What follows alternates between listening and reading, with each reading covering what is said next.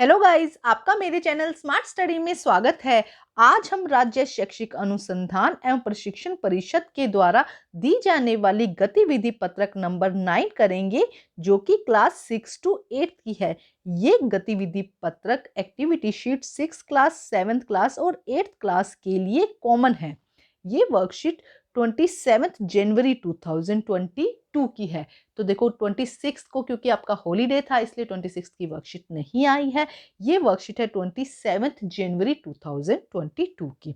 ठीक है, तो ये वर्कशीट है हिंदी। आप इसको हिंदी की अपनी नोटबुक में कर सकते हैं। हिंदी सब्जेक्ट की वर्कशीट आप अपनी हिंदी की कॉपी में कर सकते हैं इस वर्कशीट को, या फिर अगर आपने 6 to 8 जो जनरल वर्कशीट की अपनी नोटबुक लगाई थी उसमें भी आप इसको कर सकते हैं। क्योंकि अभी कल 26 जनवरी थी, तो सबको मेरी तरफ से 26 जनवरी की बहुत बहुत बधाई हो। बहुत बहुत खुशी है इस बात की 26 जनवरी की। तो सबको मेरी तरफ से बहुत बधाई गणतंत्र दिवस की। तो उसी से रिलेटेड हमारी 25 तारीख की वर्कशीट थी और उसी से ही रिलेटेड हमारी आज की वर्कशीट है। तो आइए देखते हैं आज की वर्कशीट में क्या कहा गया है। देखो क्या कहा गया है आज की वर्कशीट में। आपने 26 जनवरी की परेड को कल टीवी पर देखा होगा या उसके बारे में सुना होगा। तो कल परेड आई थी। 26 जनवरी को हर बार क्या होती है, परेड होती है। तो आपने जरूर उस परेड को सुना होगा, उसके बारे में, या उसको टीवी पर देखा होगा।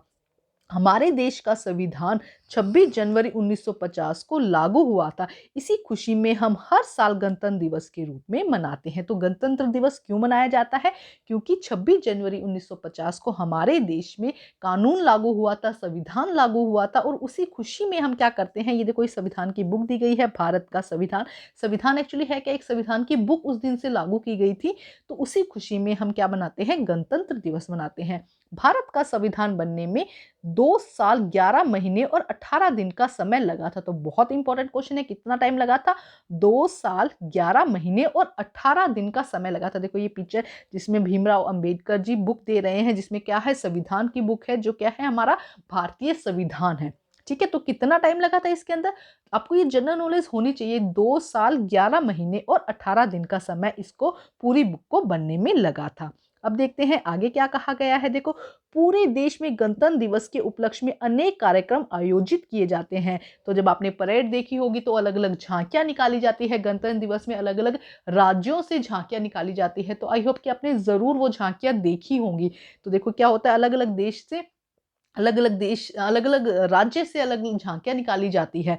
तो बहुत पूरे देश में वर्ष मतलब ये बहुत खुशी का माहौल रहता है। इस दिन राष्ट्रपति द्वारा हमारा राष्ट्रीय ध्वज लहराया जाता है। तो इस दिन राष्ट्रपति जी के द्वारा जो राष्ट्रीय ध्वज है वो लहराया जाता है। इस दिन दिल्ली के राजपथ पर बहुत बड़े समारोह का आयोजन किया जाता है। तो आयोजन कहाँ पे किया जाता है, झांकियां निकाली जाती है, कहाँ पे निकाली जाती है, राजपथ पर। इस दिन दिल्ली के राजपथ पर बहुत बड़े समारोह का आयोजन किया जाता है। तो देखो बहुत बड़ा, अगर आपने नहीं देखा है तो आप इसको अगर मिस मत कीजिएगा अगली बार के लिए, या फिर आप रिपीट टेलीकास्ट भी नेट से भी सर्च कर कर देख सकते हैं। तो जरूर देखिएगा, अलग अलग राज्यों की झांकियां होती है, बहुत ही आकर्षक, बहुत ही अच्छा प्यारा माहौल होता है। जरूर देखिएगा, और अगर आपने देखा है तो आई होप कि आपको बहुत मजा आया होगा। तो ये थी हमारी आज की वर्कशीट। अब हम करते हैं इसके क्वेश्चन आंसर। देखो अभी जो हमने पढ़ा है उसी से रिलेटेड हमारी वर्कशीट है। तो देखो क्या कहा गया है क्वेश्चन नंबर 1 में, हम गणतंत्र दिवस क्यों मनाते हैं? क्यों मनाते हैं, देखो अभी बताया था, क्योंकि इसी दिन 26 जनवरी 1950 को हमारे देश का संविधान लागू हुआ था, और इसी खुशी में हम हर साल क्या मनाते हैं, गणतंत्र दिवस मनाते हैं। तो आइए देखते हैं इसका आंसर हम। तो देखो क्या आंसर हो जाएगा। हमारे देश का संविधान 26 जनवरी 1950 को लागू हुआ था। इसी खुशी में हम हर साल गणतंत्र दिवस मनाया जाता है। इसी खुशी में हर साल गणतंत्र दिवस मनाया जाता है। तो पहला क्वेश्चन क्या था, गणतंत्र दिवस क्यों मनाया जाता है? क्योंकि 26 जनवरी 1950 को हमारे देश में संविधान लागू हुआ था, और इसी खुशी में गणतंत्र दिवस मनाया जाता है। अब हम देखते हैं नेक्स्ट क्वेश्चन। क्वेश्चन नंबर 2 में देखो क्या कहा गया है, आप अपने देश के लिए क्या करना चाहेंगे और क्यों? कोई एक बात लिखिए। तो आप अपने देश के लिए क्या करना चाहेंगे? देखो देश के लिए हम क्या कर सकते हैं, अगर मेरी बात करूं, अगर मुझसे कोई पूछे तो देश की सेवा ही करना चाहेगा। हर एक भारतीय क्या चाहता है, अपने देश की सेवा करना चाहता है। क्यों? जब भी हम देश की सेवा करते हैं तो इससे हमें बहुत सम्मान और हमें आत्म खुशी मिलती है, अंदर से हमें खुशी मिलती है। अगर हम देश के लिए कोई भी काम करते हैं, हम दूसरों की मदद करते हैं, तब भी हमें कितना अच्छा लगता है। तो वो भी क्या है, एक देश की ही सेवा है।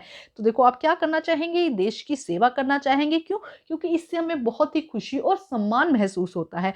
कोई भी एक बात बताइए जिससे आपको मतलब आपको लगे कि आपने देश के लिए सेवा की है। तो देखो, देश की सेवा बहुत अलग-अलग तरीकों से कर सकते हैं। हम सिपाही बनकर देश की सेवा कर सकते हैं, पर्यावरण को स्वच्छ रखकर हम देश की सेवा कर सकते हैं, अपने जो नियम कानून हैं, जो देश की संविधान में दिए गए हैं, उन नियमों का पालन करके, दूसरों से लड़ाई झगड़ा नहीं करके, सबसे अच्छे से प्यार से बात करके, मदद करके हम क्या कर सकते हैं, एक तरीके से देश की सेवा ही कर सकते हैं। तो आइए देखते हैं आंसर नंबर सेकंड। तो देखिए आंसर नंबर 2 में क्या होगा, मैं अपने देश की सेवा करना चाहूँगा या चाहूँगी, क्योंकि देश की सेवा करने से मुझे बहुत खुशी और सम्मान महसूस होता है। देखो क्यों? देखो, क्वेश्चन को लेंथी मत समझना कि क्वेश्चन बड़े हैं, क्वेश्चन छोटे ही हैं, लेकिन हम आंसर जब 3 ही क्वेश्चन आ रहे हैं तो हम इनका अच्छे से आंसर लिख सकते हैं, क्योंकि देश की बात है ना, तो थोड़ा-सा तो बनता है ना आंसर लिखना। देखो क्या हो जाएगा, मैं अपने देश की सेवा करना चाहूँगा क्योंकि देश की सेवा करने से मुझे बहुत खुशी और सम्मान महसूस होता है।